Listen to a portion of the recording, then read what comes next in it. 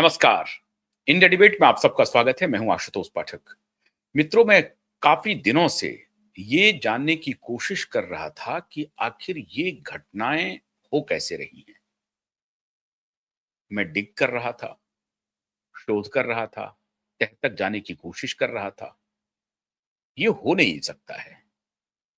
बड़े-बड़े geopolitical analyst कह रहे थे कि नहीं, अमेरिका तो ऐसा ही है। अमेरिका में जो सामने से बोला जा रहा है उसका कोई महत्व नहीं है, उसके पीछे कोई और है। और जनरली डीप स्टेट की लोग चर्चा करते थे कि इसमें ओबामा या बाइडेन या डोनाल्ड ट्रंप, इसको मत देखिए आप। ये देखिए कि पीछे कौन है। डीप स्टेट है। अब डीप स्टेट में कौन है? अब उसको आप आइडेंटिफाई करते रहिए कि वहां की इंटेलिजेंस एजेंसी है, या वहां का कॉरपोरेट घराना है, या कुछ बिजनेस टाइकून्स हैं जो उसको नियंत्रित करता है, या पॉलिटिक्स, ब्यूरोक्रेसी, इंटेलिजेंस एजेंसी, अमेरिकी डिफेंस और कॉरपोरेट। ये सबका एक घालमेल है, एक कॉकटेल है जो अमेरिका को नियंत्रित करता है। और जैसा वो कहता है वैसा ही जो पॉलिटिकल मास्टर हैं, जो आका हैं, हेड ऑफ द स्टेट हैं, उनसे वो वही कहलवाते हैं जो वो कहना चाहते हैं। बात सही है। लेकिन तब भी मैं हैरान था कि आखिर दो दोस्त दो ध्रुव पर कैसे खड़े हो गए हैं, दो विपरीत ध्रुव पे खड़े हो गए हैं, और दो दुश्मन वो साथ कैसे आ गए हैं। वर्ल्ड इकोनॉमिक फोरम में एक सवाल पूछा गया, और वो सवाल था कि आप लोग तो कहते थे कि ये कुछ इलीट हैं दुनिया के, उन्होंने इस क्लब को बनाया है। आप लोग तो इसकी आलोचना करते थे, फिर आप इस क्लब में शामिल क्यों हो गए? और तब से ही मैं चौकन्ना था। बल्कि जब से अमेरिका में डोनाल्ड ट्रंप की सरकार आई और डोनाल्ड ट्रंप का जो व्यवहार है वो बदला, तब से मैं चौकन्ना हो गया था। मैं सजग हो गया था कि कुछ ना कुछ तो बात हुई है। लेकिन आशा थी कि पहला 1 आध 2 महीने का जो व्यवहार था डोनाल्ड ट्रंप का, उसमें आशा थी कि ये जो ग्लोबल एलीट के बारे में डोनाल्ड ट्रंप के ख्यालात थे और उनके साथियों के ख्यालात थे, वो ख्यालात आगे बढ़ेंगे। लेकिन वो ख्यालात आगे बढ़ा नहीं।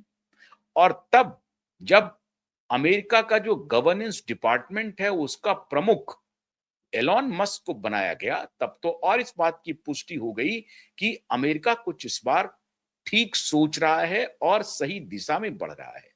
लेकिन वक्त बीतने में समय नहीं लगा और एलन मस्क को बाहर का रास्ता दिखा दिया गया। वहीं से मेरे कान खड़े हो गए थे कि ये क्या बात हो गई कि एलन मस्क, जो पूरी तरह से चुनाव के दौरान ट्रंप के साथ थे, उनको बाहर का रास्ता दिखा दिया गया। और कौन ऐसी शक्ति है जो डोनाल्ड ट्रंप को दोबारा अपने कब्जे में कर लिया, और उस शक्ति का भारत के ऊपर क्या प्रभाव पड़ेगा, या पूरी दुनिया में वो शक्तियां फिर से कैसे कोहराम मचाएंगी? क्या Donald Trump make America great again के नाम पर कुछ और कर जाएंगे, या उनके एजेंडे को बढ़ा देंगे? तब जब मैं इस दिशा में शोध करना शुरू किया तो पता चला, और इसकी शंका मुझे, आप कहें तो जैसे ही एलन मस्क की रवानगी हुई है, या एलन मस्क और ट्रंप के बीच में दूरी बढ़ी, और बाकी जो उनके साथी हैं जैसे रॉबर्ट एफ कैनेडी जूनियर, वो भी एक प्रकार से चुप्पी साधे हुए हैं, या उनको जो महकमा मिला है वो अपने महकमे को देख रहे हैं। बहुत सारे ऐसे लोग हैं जो ट्रंप के आज के व्यवहार से असहज हैं, लेकिन मजबूरी में ट्रंप के साथ वो खड़े हैं। अब जाकर के पता चल रहा है कि ट्रंप तो उसी की गोद में जाकर के बैठा है जिस गोदी की मुखालफत वो कर रहा था पूरे चुनाव में। और गलतफहमी हो गई थी एलॉन मस्क जैसे लोगों को कि ट्रंप हमारी बात सुनेगा। यही वर्ल्ड इकोनॉमिक फोरम से ये बात धीरे धीरे निकल करके सामने आई। इसी वर्ल्ड इकोनॉमिक फोरम के खिलाफ डोनाल्ड ट्रंप खड़े थे। इसी वर्ल्ड इकोनॉमिक के फोरम को ज्वाइन करने के लिए एलन मस्क ने एक प्रकार से तिरस्कार किया, नहीं गए एलन मस्क। और ग्लोबल एलीट को जो लीड कर रहे थे, उसके बहुत प्रमुख खिलाड़ी में से एक थे बिल गेट्स। और बिल गेट्स के साथ भारत के रिश्ते बहुत गहरे हो गए कालांतर में। और तभी मुझे ये लगने लगा था कि ये बात जब मैंने दबी जुबान में उस वक्त कही थी, लेकिन अब तो सारे साक्ष्य आ रहे हैं। मैंने उस वक्त ये कहा था कि भारत सरकार टू क्लोज हो रही है एंड टू फार जा रही है ट्रंप के साथ। ये ठीक नहीं है। और वही हुआ। और आज जिनके साथ वो टू क्लोज हुए, वो फिर दोबारा उस गोदी में जाकर के बैठ गए हैं। और अब आपको अपने इशारे पर नचा रहे हैं। और अब आपके सामने लग रहा है कि जियोपॉलिटिक्स में जिनको आपने नया दोस्त बनाया, उसी के सहारे ट्रंप की मालिश करेंगे, ट्रंप के ईगो की मसाजिंग करेंगे, ईगो मसाज करेंगे, और फिर हमारे भारत का सब ठीक हो जाएगा। ये बात अच्छी नहीं है भारत के रेफरेंस में। वर्ल्ड इकोनॉमिक फोरम में स्कॉट बेसेंट नाम का एक व्यक्ति है, जो अमेरिका का यूएस ट्रेजरी है।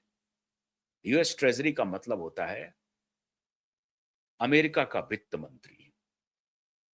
अमेरिका का वित्त मंत्री एक पॉडकास्ट में खुलेआम खुलेआम डंके की चोट पर, यह बहुत दुखद है भारत के रेफरेंस में। अब मैं हैरान हूं कि भारत की डिप्लोमेसी कहां जा रही है या क्या कर रही है।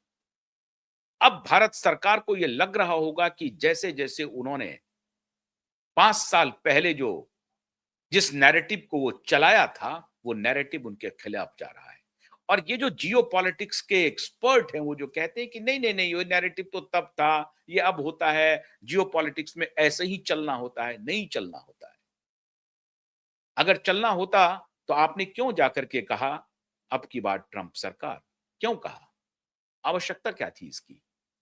जियो पॉलिटिक्स इसकी इजाजत देती है क्या? आपको तो डिप्लोमेटिक रहना चाहिए था। लेकिन आप सारी डिप्लोमेसी को तोड़ करके आगे निकले थे 4 कदम। फिर जब डिप्लोमेसी तोड़ करके आगे निकले, तो जस्ट अपोजिट कैंप से इतनी घुट्टी, आपको अपोजिट कैंप ने घुट्टी पिला दी, फिर जस्ट अपोजिट कैंप में चले गए। अब आप कह रहे हैं कि ये जियो पॉलिटिक्स का डिमांड है। बिल्कुल नहीं। हमारी विदेश नीति फेल रही, इस बात को हमें रजिस्टर करना पड़ेगा। वरना स्कॉट बेसेंट की यह हैसियत नहीं है कि कैमरे पर आकर के सरेआम ये कहे। और ये मैं समझता हूं ये भारत के लिए अपमान है। और अगर भारत सरकार इस विषय को गंभीरता से नहीं लेती है, तो ये 140 करोड़ लोगों का अपमान है। आज जो सच मैं आपको बताने जा रहा हूं, आपकी आंखें खुल जाएंगी। स्कॉट बेसेंट पॉलिटिको नाम के एक पॉडकास्ट में कहते हैं कि भारत का रिफाइनरी कोलैप्स कर गया, खत्म हो गया।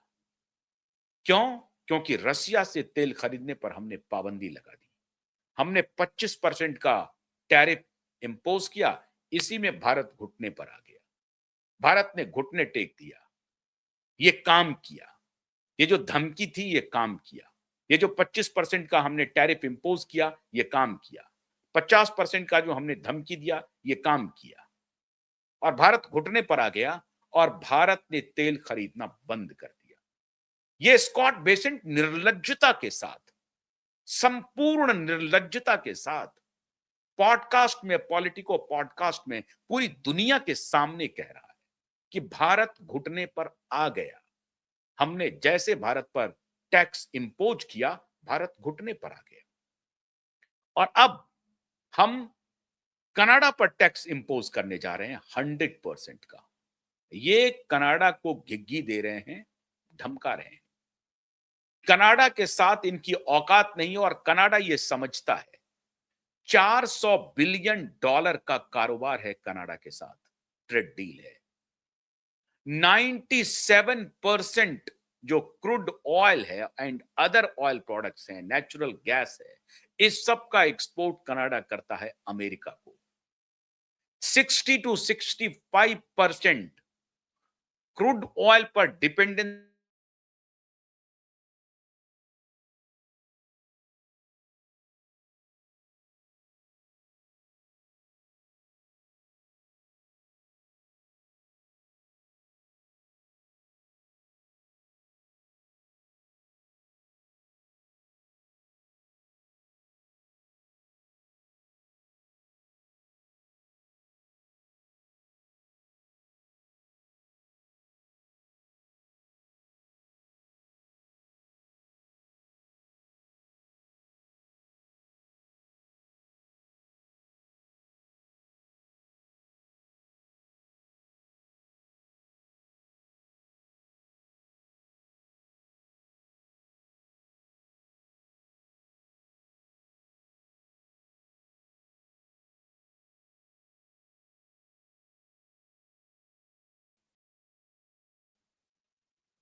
क्या गड़बड़ हो रहा है? हाँ, आ गया तो यहाँ पे आ गया। हाँ, आ गया। चलो। हाँ, कोई बात नहीं। शुरू करते हैं। 400 बिलियन का अगर ट्रेड डील है, उसको धमकी दे रहा है। अमेरिका की डिपेंडेंसी है कनाडा पे और यही इनको खाए जा रहा है कि हम कनाडा को अपने में मिला ही लेते हैं, by hook and crook. Make America great again का ये नारा चल रहा है। वेनेजुएला पर हमने कब्जा कर लिया है। ग्रीनलैंड की हमने धमकी दे दी है। कनाडा को हम कर लेंगे। कहा स्कॉट बेसेंट ने कि भारत को तो घुटने पर ला दिया, लेकिन यूरोपियन यूनियन से हम एक्सपेक्ट कर रहे थे कि वो भी टैक्स इंपोज करेगा, टैरिफ इंपोज करेगा, लेकिन यूरोपियन यूनियन ऐसा नहीं कर रहा है। यूरोपियन यूनियन तो फ्री ट्रेड डील एग्रीमेंट कर रहा है। स्कॉट बेसेंट घबराया हुआ है कि हमने भारत को घुटने पर ला दिया, लेकिन यूरोपियन यूनियन उसको लीज ऑफ लाइफ दे रहा है। इस तरह की भाषा बोल रहा है कि यूरोपियन यूनियन के साथ अगर भारत ट्रेड डील करता है तो ये अच्छी बात नहीं है। मैं क्यों कह रहा हूं कि ये सारी जो बातें हो रही हैं, ये टैरिफ वॉर जो चल रहा है, भारत की तबाही का जो स्क्रिप्ट लिखा जा रहा है, ये टूल किट कहां से चल रहा है? ये कौन है स्कॉट बेसेंट? स्कॉट बेसेंट का सोरोस से रिश्ता क्या है? और स्कॉट बेसेंट कैसे अमेरिका के ट्रेजरी सेक्रेटरी हैं? फाइनेंस मिनिस्टर कैसे बने हैं? और कैसे बिल गेट्स, जो अमेरिका के वर्तमान राष्ट्रपति के निशाने पर थे, उनके हेल्थ सेक्रेटरी के जानी दुश्मन थे, एंथनी फॉची के साथ बिल गेट्स, कैसे बिल गेट्स को डोनाल्ड ट्रंप के दरबार में एंट्री मिली और स्कॉट बेसेंट ने वर्ल्ड इकोनॉमिक फोरम में एक और इशारा किया क्लाइमेट चेंज का, और उस क्लाइमेट चेंज के इशारे में कैसे उन्होंने बिल गेट्स को उद्धृत किया। Soros, Bill Gates, Scott Bessent. और मैं यही बात भारत के रणनीतिकारों को, बल्कि भारत सरकार को बताता रहा हूं कि बिल गेट्स किसी फोरम पे कभी, मेरे पास जो सूचना मिली है वो मिलिंडा गेट्स फाउंडेशन के एक बहुत बड़े ऑफिशियल से मिली थी, और उन्होंने ये कहा था कि बिल गेट्स कहता है कि सबसे कमजोर प्रधानमंत्री है मोदी, इसको तो जब चाहे अपने कब्जे में कर लेंगे। मैंने इशारा किया था कि बिल गेट्स एक स्पाई के रूप में यहां पे सारे तंत्र पर कब्जा कर रहा है, through health care, through education, through climate change, through farm land reform. यही स्कॉट बेसेंट कह रहा है कि बिल गेट्स भी ये कह रहे हैं कि दुनिया में क्लाइमेट चेंज एक बड़ा प्रॉब्लम है। 1 डिग्री, 2 डिग्री, 3 डिग्री सेल्सियस तापमान में गर्मी आ रही है, गर्म हो रहा है तापमान, बढ़ रहा है तापमान। ये भारत दुनिया के लिए खतरा है। ये क्लाइमेट चेंज भी इनका एजेंडा है। उस एजेंडे को स्कॉट बेसेंट फ्लैग कर रहा है। अब स्कॉट बेसेंट और जॉर्ज सोरोस के बीच में रिश्ता क्या है? तो सबसे पहले स्कॉट बेसेंट के बारे में जानिए, ये है कौन। स्कॉट बेसेंट के पिताजी एक रियल एस्टेट के एजेंट थे, दलाल जिसको कहते हैं। रियल एस्टेट एजेंट के घर में इनकी पैदाइश हुई। इन्होंने 1984 में पॉलिटिकल साइंस में एमए किया और 1991 में ये सोरोस फंड मैनेजमेंट, जो उनका फंड मैनेजमेंट चलता है पूरी दुनिया में, इन्वेस्टमेंट का खेल चलता है सोरोस का, उसको ज्वाइन कर लिया और लंदन ऑफिस को ये हेड कर रहे थे स्कॉट बेसेंट। सुनते जाइए कहानी। जिस सोरोस को लेकर के भारत सरकार, पूरा देश, भारतीय जनता पार्टी के सांसद रात दिन गाली देते हैं, उसी सोरोस के ये हैंड पिक्ड हैं। और भारत पर जो टैरिफ इंपोजिशन हो रहा है, जो खेल चल रहा है, इसे समझिए बारीकी से। उसी सोरोस का हैंड पिक्ड है स्कॉट बेसेंट। 1991 में स्कॉट बेसेंट सोरोस के फंड मैनेजमेंट को लीड कर रहा था लंदन में बैठ करके। और 2015 में स्कॉट बेसेंट ने अपना हेज फंड मैनेजमेंट ऑर्गेनाइजेशन बना लिया। ये इन्वेस्टर हो गया, ये फंड इन्वेस्ट करने लगा विभिन्न कंपनियों में। यही इन्वेस्टमेंट का खेल फिलैंथ्रोपी के नाम पे बिल गेट्स का चलता है। और फिर ये इन्वेस्टर्स जो हैं, इनका एक क्लब बनता है और यही इन्वेस्टर्स क्लब डीप स्टेट का एक हिस्सा होता है, जो रेस्पेक्टिव स्टेट की इंटेलिजेंस एजेंसी के साथ मिलकर के काम करती है। और ये हेज फंड एक किटी तैयार होता है और उसमें जॉर्ज सोरोस भी होते हैं, रॉकफेलर फाउंडेशन भी होते हैं, फोर्ड फाउंडेशन भी होते हैं, bill and Melinda Gates foundation भी होते हैं। और इनका एक नया हेज फंड मैनेजमेंट कंपनी भी इन्होंने बना ली। कौन? स्कॉट बेसेंट ने। अब स्कॉट बेसेंट इतना पावरफुल हो गया कि इन्होंने रिश्ता बना लिया रिपब्लिकन के साथ। पॉलिटिकल साइंटिस्ट, पॉलिटिकल साइंस का स्टूडेंट, कहीं से इकोनॉमिक्स की कोई पढ़ाई नहीं की है, लेकिन फंड मैनेजर हो गया क्योंकि ये दलाल बाप का बेटा है, रियल एस्टेट एजेंट का बेटा है ये।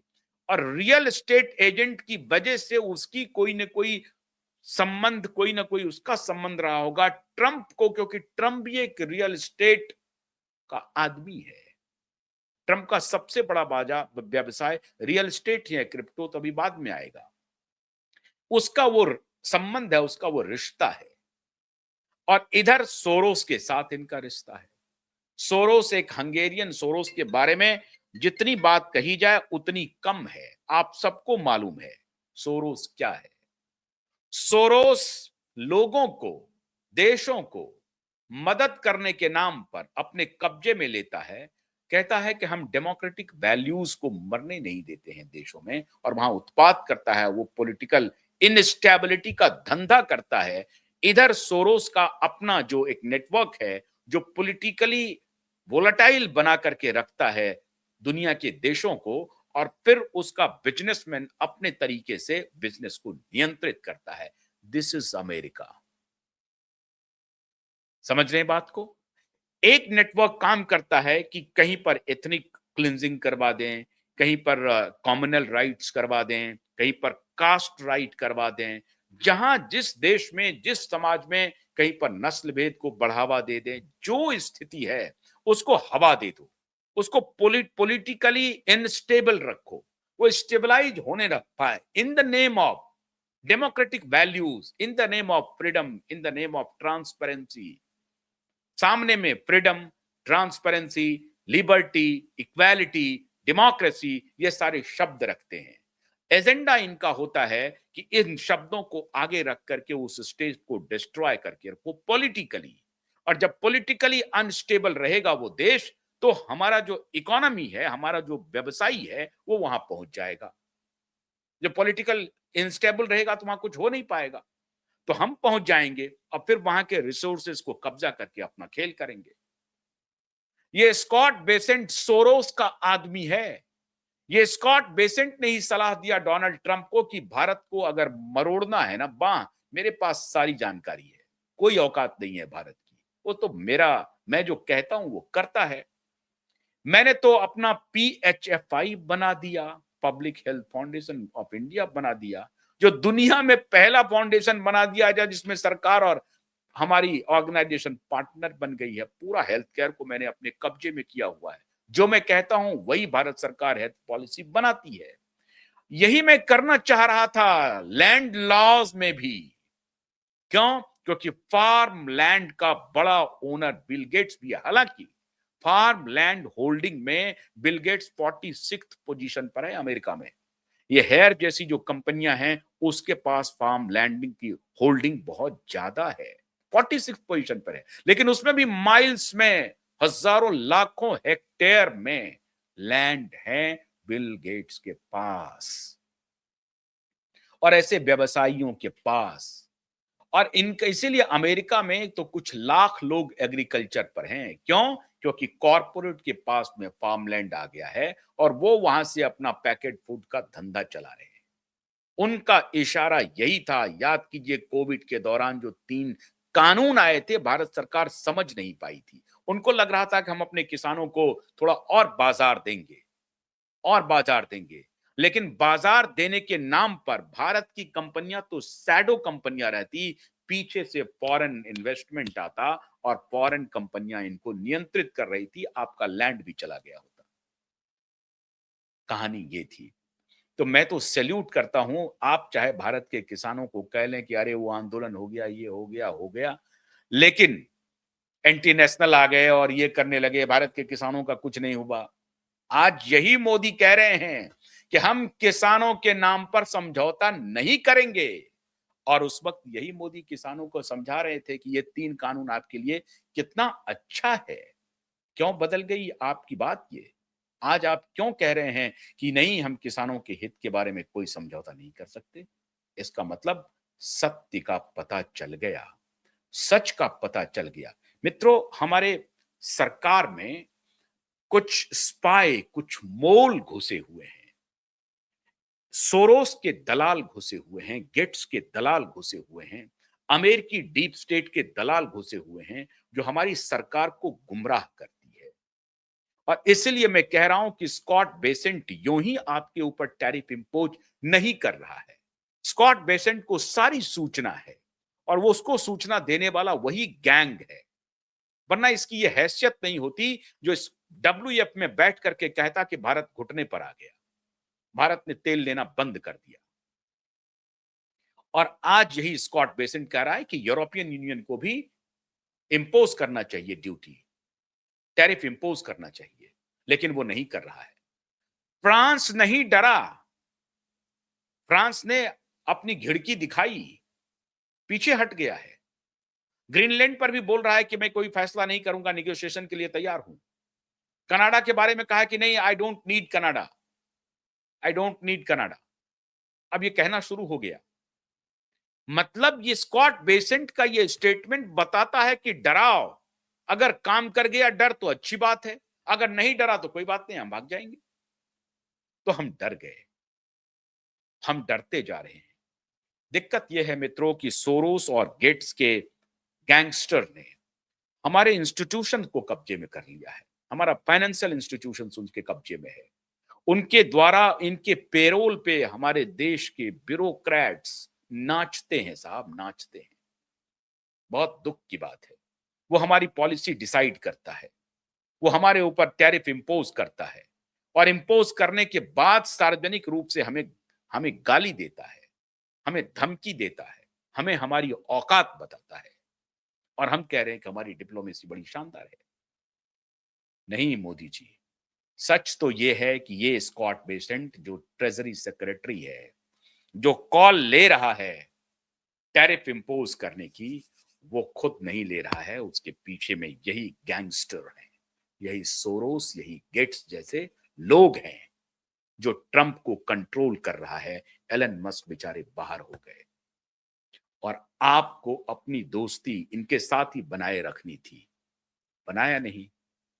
आपने दूसरा रूट लिया तो अब आज आपको वो फंसा रहा है।